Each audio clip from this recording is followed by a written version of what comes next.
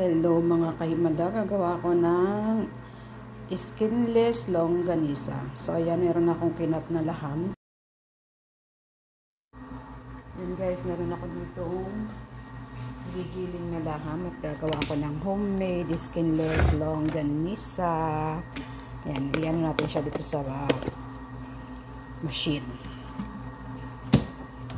Kasi miss ko talagang kumain ng longganisa guys, kaya magagawa na lang ako ng sarili ko.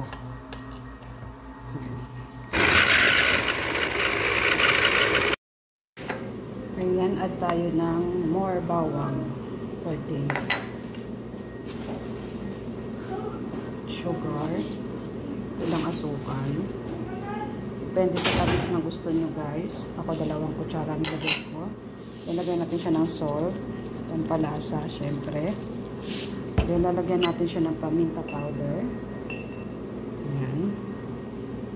Homemade skinless longganisa. Then, depende sa inyo kung gusto niyo maglagay ng konting sipa. Ayan, anghang. Then, lalagyan din natin siya ng soy sauce or Roman sauce. Ayan, depende sa inyo kung anong gusto niyo tamis. Tamis, and then lagyan natin siya guys ng corn flour. Tansyahin nyo na lang po. Ayan. Then syempre mix natin yan. Ayan, konti lang, huwag masyadong madami. Then lagyan natin yan ng suka. Kailangan natin sukaan para hindi masisira basta-basta yung ating skinless. So tansyahin nyo na lang din guys. Sa akin mga 1 spoon. Then, mix na natin siya. Haluin natin ng mabuti. So, ayan guys. Mekos-mekos lang natin para mas kumapit yung ating mga seasoning sa ating giniling na laham. Ayan. Homemade longganisa. Guys, yung aking gagawin. Mag-harap na tayo ng skinless. So, nagawa ako ng skinless guys. Harap na natin siya.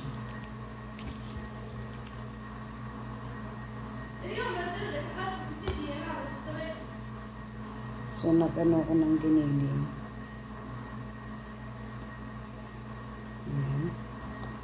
Then, balot natin ng pabilog. Kita niyo ba?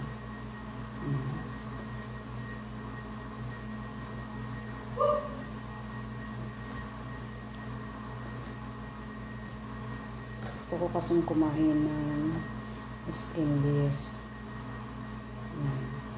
Kaya magawa na lang ako ng sarili kong gawa. Eh, hindi naman ako makapag-online ng skinless. Kaya gumawa na lang ako ng sarili. Diba? Then, lagay natin siya sa isang container.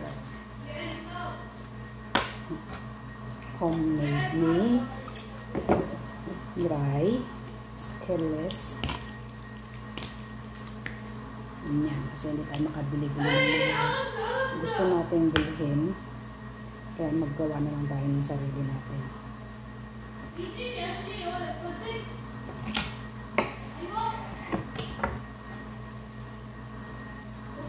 Nice, cone. Giniling ko lang siya sa food processor namin.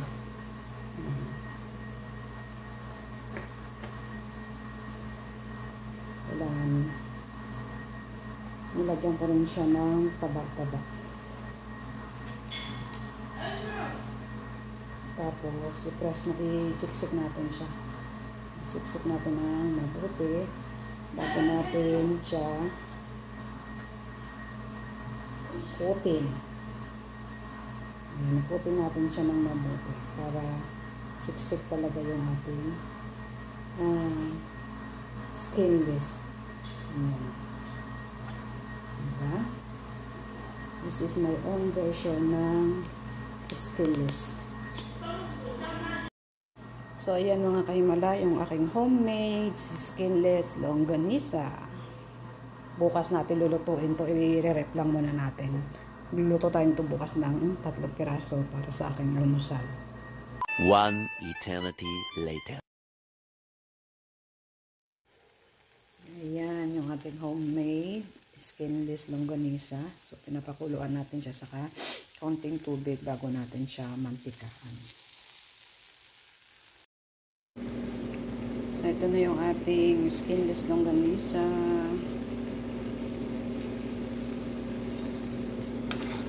Ayan, niluluto na natin. Ipakuluan ko muna siya guys sa tubig bago ko siya mantikaan. Ayan, cooking done. Yung ating homemade skinless guys. Dami. Lahan to guys. Biniling na tupa. So, hindi siya baboy kaya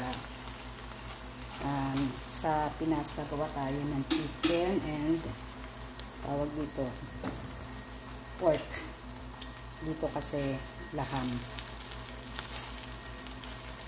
Ayan, laham or tupa. Karning tupa to guys. Sarap. Dami kasing bawang akong nilagay kahapon. This is it. Pansit. Ay, skinless pala. Okay na to. Ayan mga kahimala. Ito na yung aking nilutong skinless. Ito yung ginawa natin last night. Ayan. So, napakasarap at lasang-lasa talaga yung bawang at anghang ng aking mga seasoning na inilagay. Pwedeng-pwede ng pang business guys. Homemade, skinless, spicy, onion flavor. Thank you for watching. Happy eating! One eternity later. Ayan, hello mga kahimala. For today's video, share ko na sa inyo yung ating hadiah, no? In order ko sa Shein or Shein. Dumating na po yung ating in-order sa Shein. Ayan. So, dito yung ating shoes. Ayan. Ito ay biyaya mula kay Dina. Ayan. Ito. Then, ito. Ito yung ipapares ko doon sa binili namin nakarang araw sa mall ng jeans. Ayan. Ngayon lang dumating yung aking damit. Ito yung aking susuotin sa Eid, guys. Kasi rarampa kami. Pag Eid kasi maalis kami. So, ito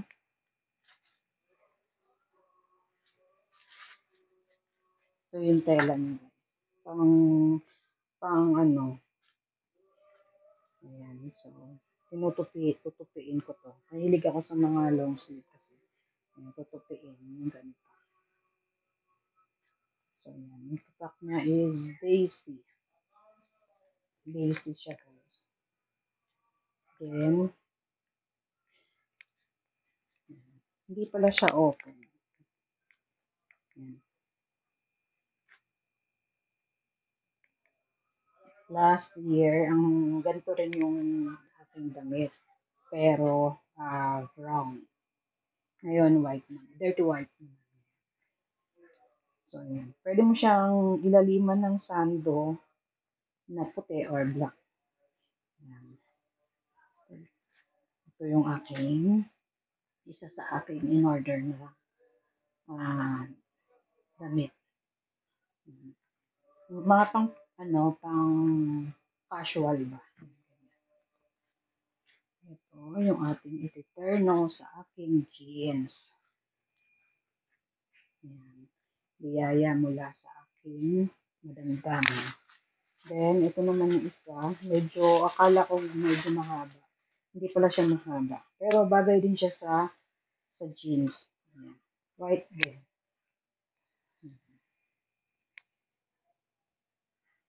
Yan. Yung partner doon sa aking maong.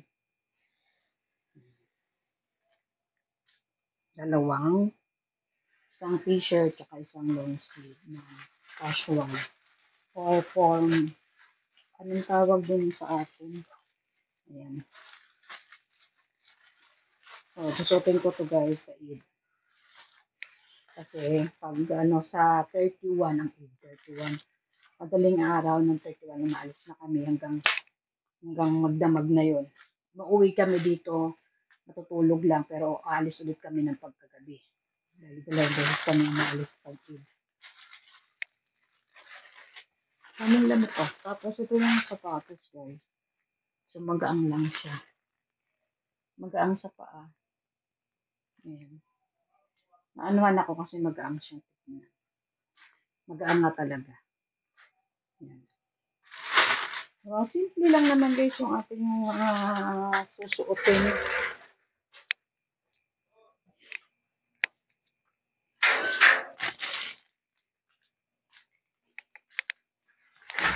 Then ito yung pinaka-top na ng ating t-shirt at saka long sleeves. So yan yung aking jeans.